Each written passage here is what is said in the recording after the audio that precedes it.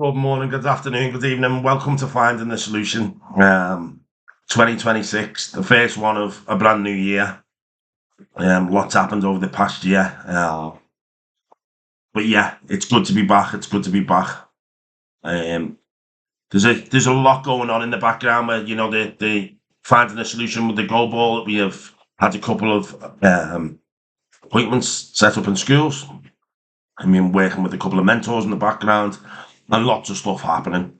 But this program, this show, I want to talk around the NHS Clinical Entrepreneur Program, which I joined last year. So I'm on Cohort 9. And I joined that through Crisis. Mike Carr, the guy who looks after me in Changing Lives, who's a wonderful character, actually was down last week and we put some business plans together and we really tied some of the bows, dotted the T's, or dotted the I's, crossed the T's. Let's get that right. An amazing character. And he asked me last year about an NHS Clinical Entrepreneur Program. Would I like to apply for it? And at first, if I be honest, I was like a bit of imposter syndrome, a bit like, well, is this really for me? I have no medical background. But I understood the importance of it as well. And, I went forward and I applied for this position. I had a couple of interviews with Polly, Jenny, Tamsin, I think Lucy as well.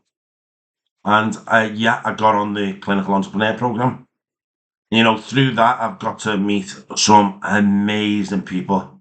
They have pit stops. They have, I think it's 6 pit stops a year all around the country. So I've been in one in Glasgow, one in Belfast, one in London. I've missed the one in Cardiff and the one in Gloucester, but I will jump on them next year. So I have the ability to keep turning up each year and learning more stuff. Some of the people I've met and some of the seminars I've sat in have been incredible. And, just from my point of view, I think everybody in that room may have the imposter syndrome when they first walk in, because you have a guy called Tony Young who's the leader of this, and he's a very wise man, very outspoken, and gives you great feedback as well. Honest feedback, which is wonderful. It was important for me that I asked somebody from there to come on and do this podcast, and the guy you're going to meet today, a guy called Alex, and I'll let him explain all his idea. But soon as I met Alex, we just got on like a house on fire. He had another cool dude with him, and I don't know that guy's name, but I'm going to have to ask Alex after we've done the interview today. But yeah, it's just there was, I went and sat in a room in London, and we all pitched to each other. So there was a lady called Michelle from South Wales in Australia, or Newcastle. She actually lived in, which is in New South Wales. And we got to pitch to this lady who's thinking about doing the Clinical Entrepreneur Program in Australia. And it's just when you sit and listen to people with innovations that want to change the world or want to have an impact on people's lives, and it's just a wonderful, wonderful gift. And at every pit stop I go to now, I meet somebody new and inspires me. It sets that fire again. It makes me want to do better. It makes me want to put the action in. So, another inspirational interview on Finding a Solution. And I hope this guy inspires you, because he inspires me. And yet we will bring lots of new, wonderful podcasts on a monthly basis. I'm going to really deep dive into some of my journey over the last 4 or 5 years.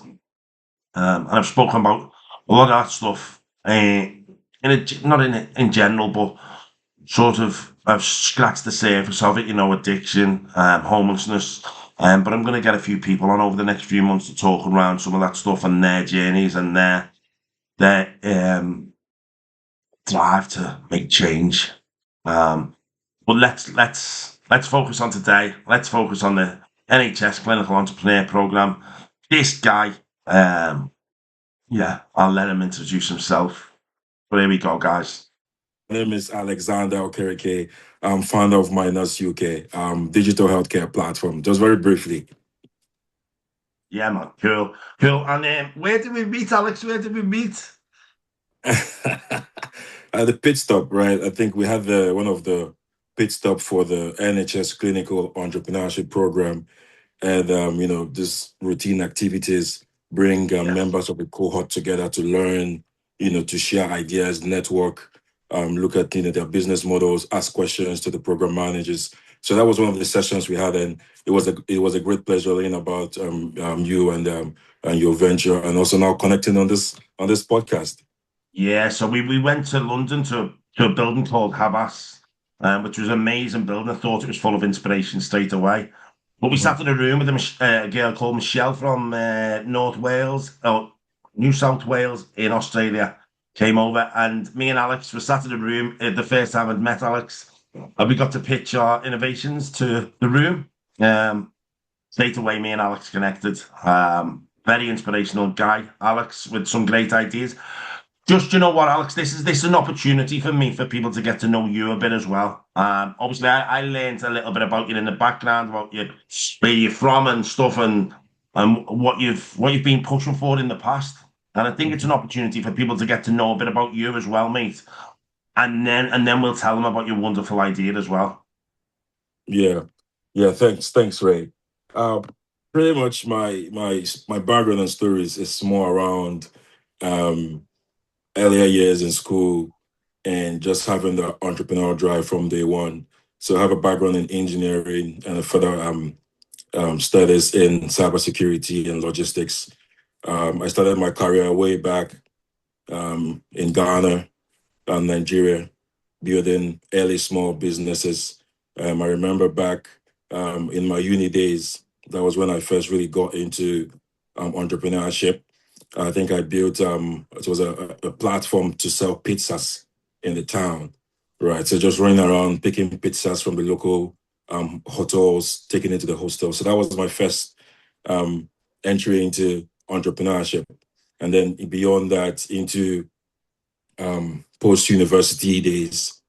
I was part of um, right now it's called Mest Africa program.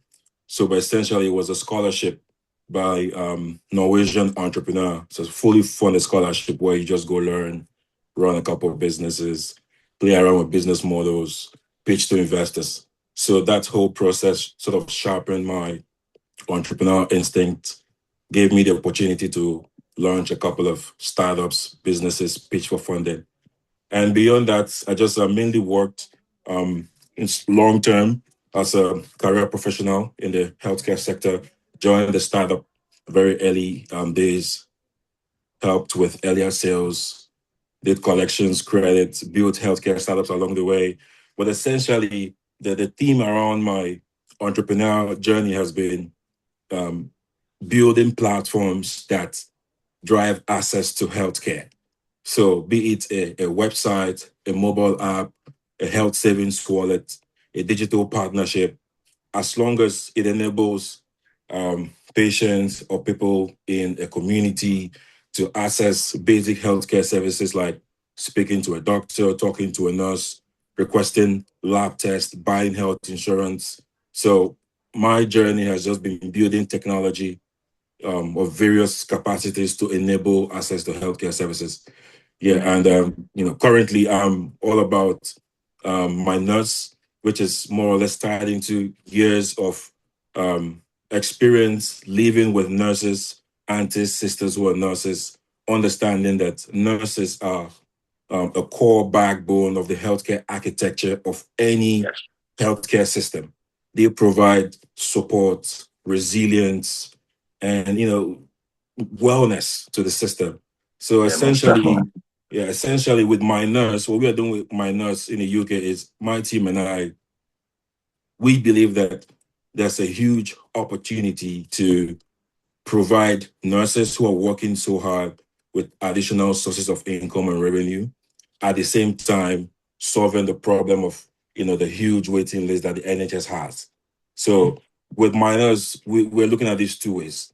On one hand, you have on the supply side, you have nurses, experienced nurses who are working rigid schedules. You have to come to work 7, leave by 7 p.m. That's something, that's a life we've lived. We know that rigid work schedules, they wish they had more time for their family. They have care responsibilities. So essentially, we see that group of nurses as potential customers, because with my nurse, they get the opportunity to have flexible work. They can work from home. You don't have to go into the hospital. You can still do your work. But for now, we are targeting non-emergency cases. Yeah. Right. And So it also gives a nurse an opportunity if she is struggling that month with the wages not being absolutely wonderful. If she's struggling that month, she can top her income. It absolutely. also gives her the ability, is like sort of if she has children or something, to be able to work around them a little bit as well, doesn't it? Absolutely, absolutely. And on that same side of the challenge, you have newly qualified nurses Yeah. who most of them are not also getting jobs as fast as possible. Right. You go out there, the data says there's over 30,000 listings of nurse openings. But for various reasons, sometimes the hiring window has closed, sometimes there's no budget for that role. Oftentimes it's about relocation. A nurse doesn't want to leave her home base and go to a new city for a job. So this whole reasons affect this category of newly qualified nurses, and they as well. As long as you're qualified, you're registered with the council or with the main body, and there's a pin to verify that you're registered and in good standing, you should be able to work from the comfort of your home comfortably. You can do 45 minutes, you can do 30 minutes, and of course, there's a revenue split. Minus splits the revenue with majority up to 80% of the payment for each consultation going to the nurse. Yeah, Right. So amazing on the stuff. other side of the spectrum, you have the NHS waiting list. The data out there says it's almost 7 million people on the waiting list. And these consultations, these wait times go from an average of, say, 10 weeks to 40 weeks. People are waiting. But with our platform, My Nurse, a nurse-led platform, nurses are readily available. You have people who want to quickly access the service. We just connect them. So you look at it like just the way we request Uber rides. You go on the Yeah. app, request a rider, it comes straight to you. On My Nurse, the patient or the user goes, signs up. The nurse will also sign up, and they are verified. A request is made based on our triaging system, and based on how urgently you need the service, you're matched to a nurse, you make a payment, and a secure online or video call is hard. So, Alex, is this 24/7, is it? Because for me personally, I'm just thinking, I don't know how many times people have sort of got up in the middle of the night and not felt well and feel full of worry, can't get hold of the Yeah, doctor. yeah, Do they go to accident and emergency? Is it worth that time? So yeah. would that person be able to just in the middle of the night be able to book an appointment on My Nurse and then just jump on and maybe speak to somebody?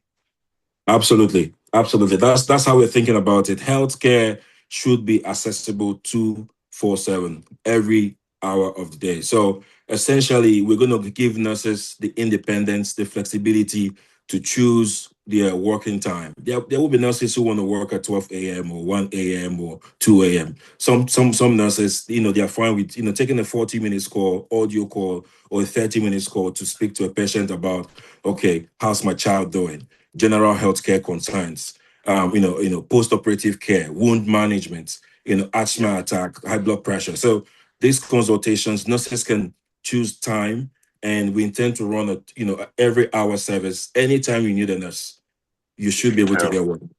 Yeah. So it's about making it more accessible and adaptable, isn't it? Yeah. I am just going to ask you a couple of questions. For me personally, I joined the NHS Mhm. entrepreneur program through Crisis UK with the help of Venture Studios. How did Right. you find out about it, my friend? Yeah. So myself, I think it was more like we were at some point looking out for the next step to take our product, our idea, our vision. And I just happened to come across, a flyer of the program, which goes to us, broadly speaking, it goes to show the impact that this traditional physical means of marketing like flyers, how they can have an effect. Because I just saw a flyer on the table, and I had an idea that needed that whole structure, and I just applied for it. In simple terms, that's how we got into the program. We were ready with our idea. We had our initial mock-ups. We had our initial wireframes. We had our initial business cases, user personas. We had all those things ready. So we were ready, and the program also was coming at the right time. We just, we just jumped on it, and we registered and applied. Amazing stuff. And just for me personally, from the NHS entrepreneur program, I just feel inspired by everyone I come across. But it's also the wide range of knowledge we pick up from them pit stops is unbelievable, isn't it?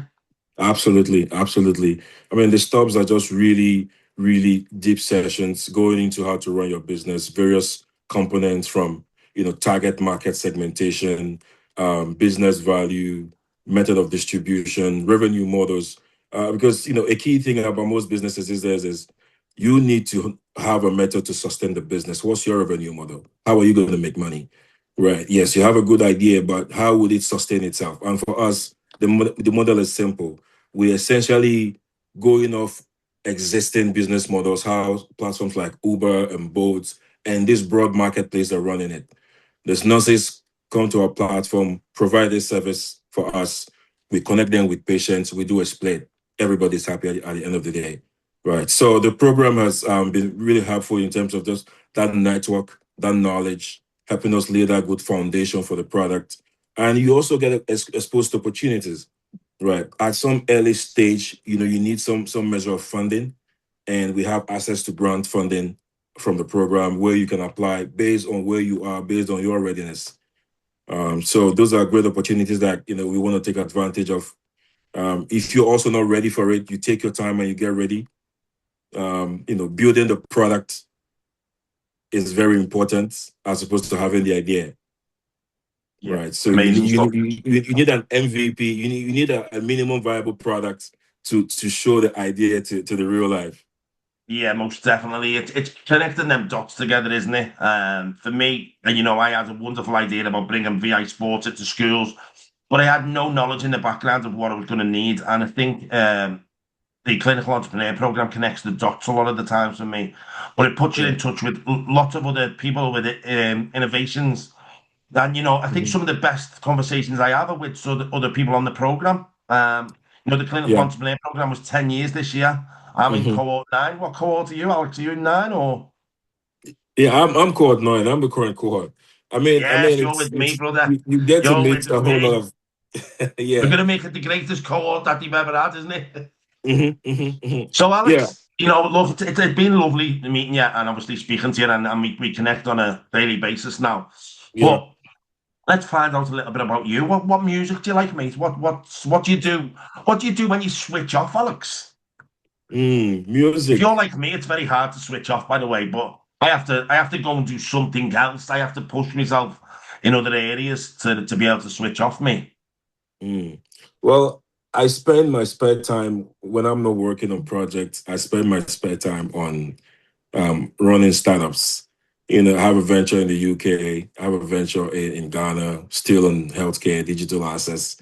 I have teams across the world I coordinate and manage, hiring, retaining, documentation. At this critical process in our journey, we need documentation. So there's been a lot of compliance work going on.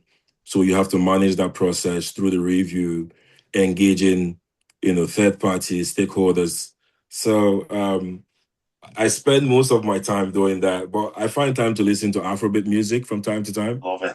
Yeah, Love I it. listen to Afrobeat music, and sometimes, maybe once or twice a month, you go into town and just sit somewhere cool and nice. Watch the Yeah. world pass you by. It's I think a lot of people on that entrepreneur program, we're all very driven. Yeah. We're all like sort of we're like arrows, aren't we? And every now and again you just have to slow down. hmm And I think to really see the impact we're having and sort of how far you've come. I mean, it's okay to look back, but sometimes we have to stop to look back, don't we? Yeah. What would you recommend if somebody was thinking about coming on this clinical entrepreneur program? What would be your words you'd say to them? Yeah.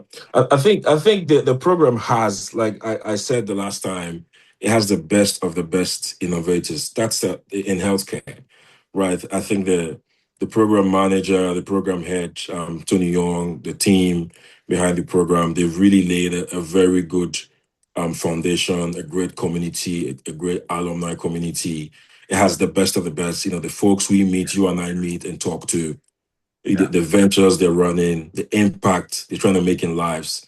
I think if you are out there and you have any healthcare, medical, med tech, or any interconnecting ideas into the healthcare sector, this is the place you want to be. This is the community that you want to be in, right? So I Yeah, would say, just go for it. Put in the yeah, application. I mean, when we applied, we were very detailed in the application as much as we could. But if you are just still at the very idea phase, if you think this is something impactful that would impact hundreds and thousands of lives, and you could use a good community, a good structure, learning, network, I would say go for it. Apply for the program, right? yeah. There is an Yeah. amazing team around us, isn't there? We have Tony, Tamsin, but then you've got Jenny, Polly, Lucy, Charlotte, who the comms, and these people are online. There's also the hub, isn't there? I mean, I struggle with the hub around me sight loss, so but I know the hub is a wonderful place for where all the different entrepreneurs connect with each other and they can sort of look at problems and solve them. Mhm. And it's a way to sort of find them connections as well, isn't it? I'm Mhm. actually having a little bit of help with LinkedIn this month, this pit stop coming up with the Right. lovely Charlotte. And it just Right. the people in the background, um, it is really great to have that support network where you can ask them questions. And if they don't know the answers, they put us in touch with somebody that does. And they also have a wonderful mentor scheme as well, don't they? Absolutely. The mentor scheme is great. It's great. Yeah, Do you you have a mentor connected. yet, Alex? Yeah, we have a mentor. We are very fortunate to be working with Michael Bell, a very experienced compliance head, and we touch base with him from time to time. We share our key needs, and he guides us accordingly. Yeah, so that's also a key benefit of the program. You have the opportunity to list out certain fields where you are interested in connecting with, certain criteria, and then a list of mentors would be shown to you to select, like, I think one or two of them. Yeah. And then when they accept, there's a match, there's a pair, and you just have to plan your calendar with them around the duration of the mentorship. So that's a key benefit of a program for also new ventures looking to join in. Yes, my mentor in the program is Judy Oliver. I think I've got to mention Judy. She's a wonderful, wonderful person. Mhm. And also that guiding light sometimes. Sometimes we feel like things are getting on top of us, and sometimes you can't find the answers. But I remember sitting in the meeting, and you was talking about the problem you had, and straight away the room was talking around that problem. Was it the NTAC or what's the DTAC? Yeah, the DTAC. Yeah. So yeah, I mean, DTAC is essentially that's regulation or guidance by the NHS around healthcare innovations. Yeah, Essentially, if you're looking to roll out or launch out products that would serve patients or individuals, there are certain essential guidelines. It's very broad, but just to compress it, things around data security, cyber security essentials, GDPR, clinical safety, your risk management in general. So various scopes, various documentation is needed. It can be a bit burdening, but the at room the room our lit up level, though, we are. didn't it? The room lit up, Alex, when you started talking about it, and people were straight away saying, "Have you tried this? Have you done this?" And it Yeah, was just the people were just, and I just love that when you mentioned that because it was like it's like you yeah. sparked a little fire in the room, and everyone was like, "We can help you. We can give you a Mhm. little bit of guidance." And sometimes I think we don't understand, but we are the next lot that will give guidance to the next cohort as well.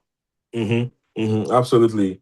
I think it's very vital that there was a form that was shared for feedback, and these were some of the things that we also mentioned. Yeah, that's something that some support there would be very great. But generally, the support around DTAC in the broader community as well needs to go up. Easier ways of getting things done, essentially, just so that innovation is not delayed. And that's what it's all about, Alex. It's about finding the solution, which is why I named the podcast that.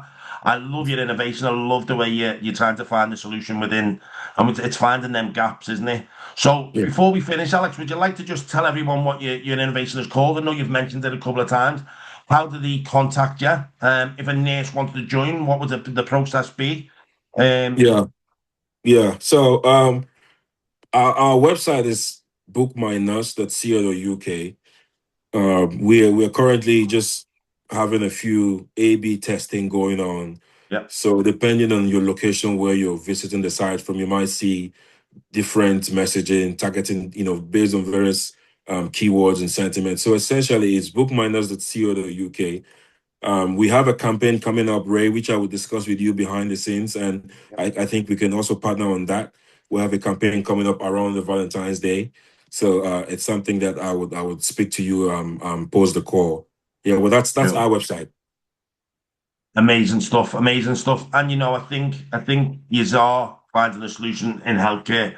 I think a lot of nurses out there will absolutely love this idea of being able to make extra income, or maybe this be the first rung in the ladder of getting experience. I know a lot of Yeah. times it's that struggle of people asking you, "Do you have experience?" Isn't it? Exactly. Exactly. That's what it is, bro. That's what it is. Well, Alex, listen, thank you for your interview today.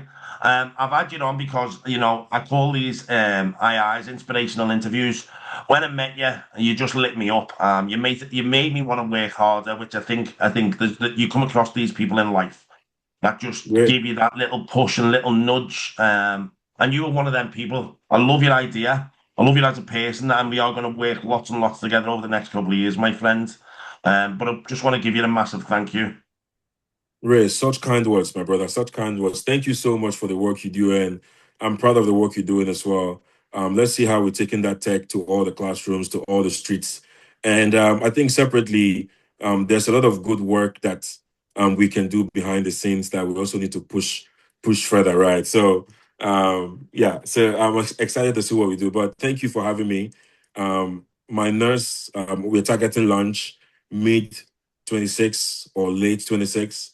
But we keep the communication and updates out there in the community. And hopefully, Ray, we can work out something where you are also just like a key partner or ambassador of the program as well, right? Yes, man, I'd love to. Alex, I would love to. Listen, this is just the start of the journey, my friend. Yeah.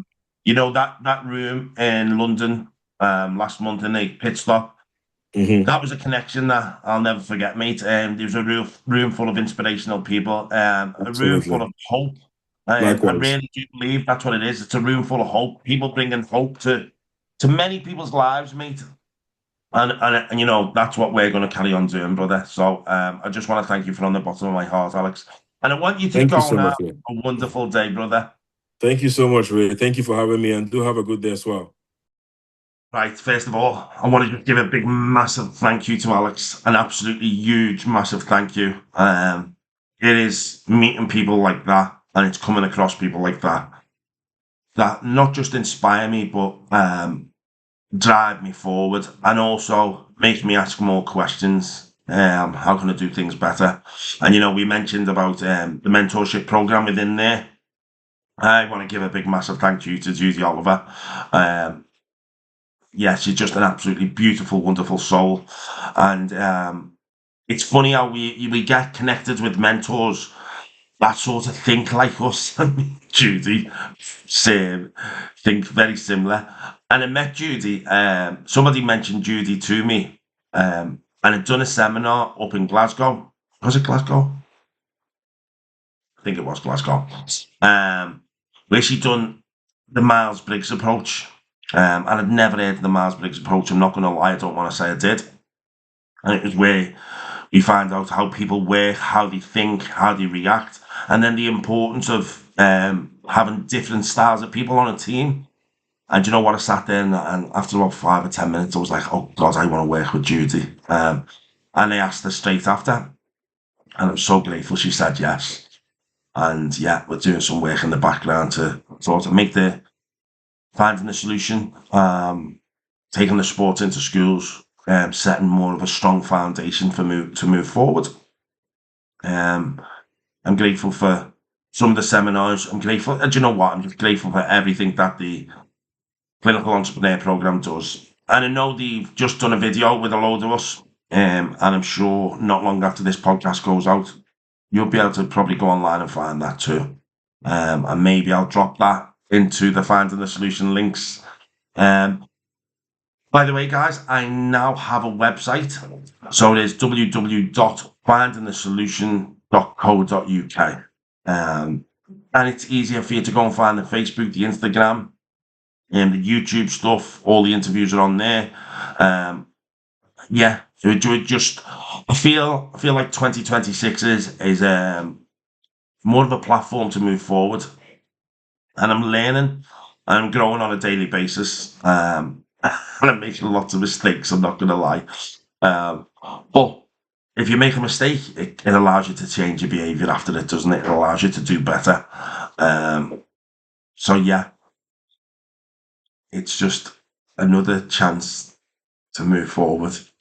I want to thank every single one of you who watched this or join us and have been on this journey. And every single one of you, inspire me. Every person I come across in life inspires me. The drive, the ambition. Even when people have been through traumas and they turn it into the power, it just drives me on. I always say this, but smile at the world and watch the world smile back. It's just as simple as passing that positive energy on to the next person that comes along. I had somebody this morning saying the day started, oh God, it was raining, it was cloudy, and sent them a message back saying, but you shine on the inside. That's the most important thing. You're only in control of yourself. And that's us finding the solution to start our day off in the right way. So guys, thank you for another amazing episode. For being part of this, for being joined in this. Thank you to Alex, to the Clinical Entrepreneur Program, to Venture Studios, and to Crisis. And it sounds like the credits on it. Do you know what I just felt?